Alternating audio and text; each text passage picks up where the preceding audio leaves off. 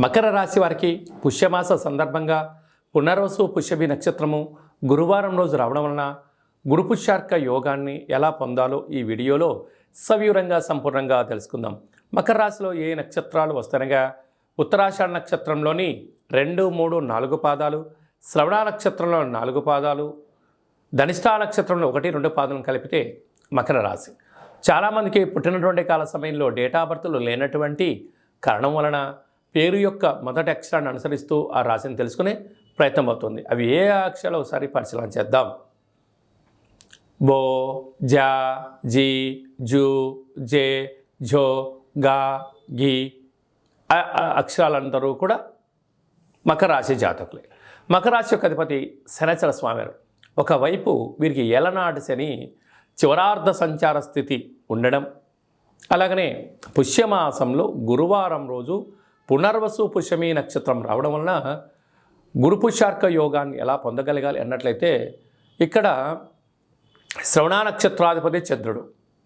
అలాగా ఈ యొక్క పుష్యమి నక్షత్ర సందర్భంగా ఈ శ్వేతార్క గణపతి స్వామివారిని పేకిలింపచేసి తీసుకొచ్చి సింధూరం పోసి ఇంట్లో పెట్టుకున్నట్లయితే చంద్రుడి యొక్క ఆశీస్సులు, సూర్యభగవాన్ యొక్క ఆశీస్సులు, వరసిద్ధి గణపతి స్వామికి ఆశీస్సులు కలిగి ఏళ్ళనాటి శని నివృత్తి కలుగుతుందని చెప్పి గమనించాలి.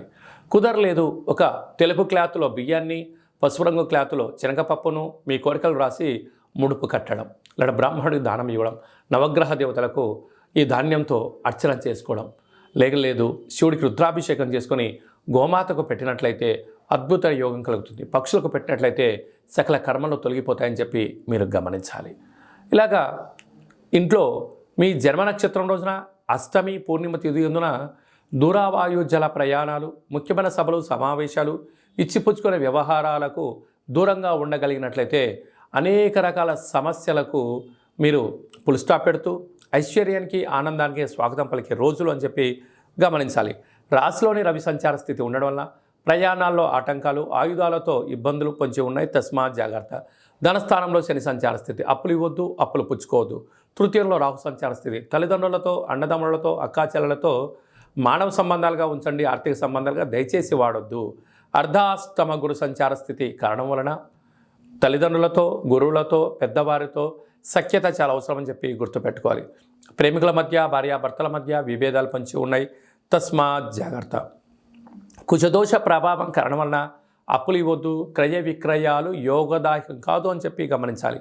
హోటల్ వ్యాపారస్తులు, జల సంబంధమైన సువర్ణకారిత వ్యాపారస్తులకు, వస్త్ర వ్యాపారస్తులకు కొద్దిపాటి గడ్డుకాలమైనను ధర్మంగా ఉండండి, న్యాయంగా ఉండండి, ఉన్నతమైన జీవితానికి స్వాగతం పలకండి అని చెప్పి జ్యోతిర్విజ్ఞానం తెలియజేస్తుంది.